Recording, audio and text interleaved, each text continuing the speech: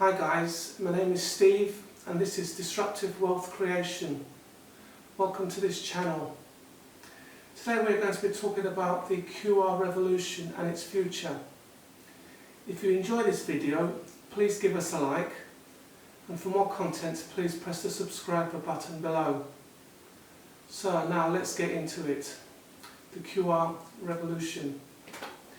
QR was invented by a Japanese engineer 25 years ago called Hara Masahiro, and QR stands for Quick Response Code.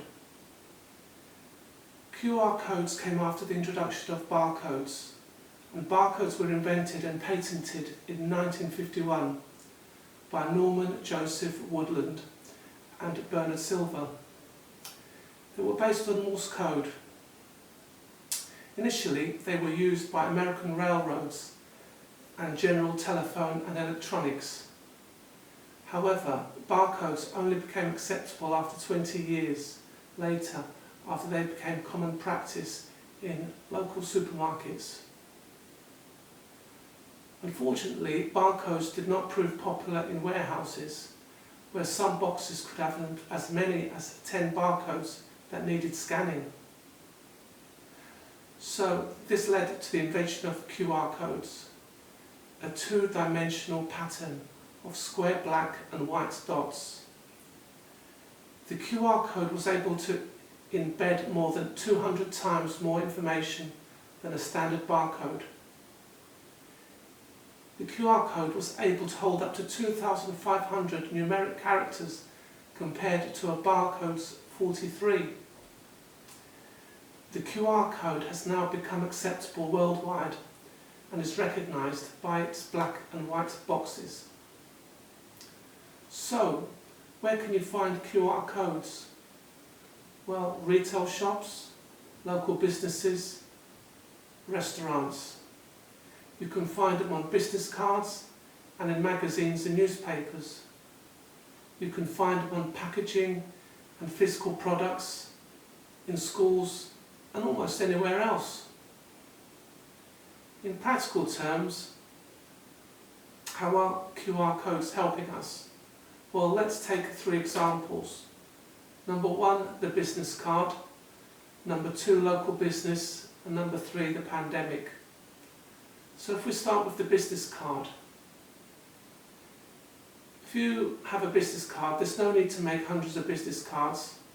All you need is just one card or one piece of paper with a QR code on it. So you don't need to hand anything out. All you do is produce your piece of paper or card with the QR code, and the person that maybe needs your name, address and telephone number can just scan that piece of paper or card with their mobile phone, and that will capture the details on their mobile, and then they can view that later either on their mobile or on a computer. Obviously, if the person needs more information, they might want to have your CV or other details. Well, those details can also be put on the QR code. So effectively, you can put as much or as little as you want on the QR code. And that's the beauty of the QR code. Quite simply, you don't need to carry any paperwork or documents with you. It's all on the QR code card. So, now let's look at the business side of things. If you want to promote your business, or you want to promote a new product or a brand, then the QR code can store all that information. The QR code can actually have a video commentary or a trailer, or even a call for action with some sort of promotion like a discount offer. So lastly, let's go on to the third use of QR codes as an example, and that's the pandemic.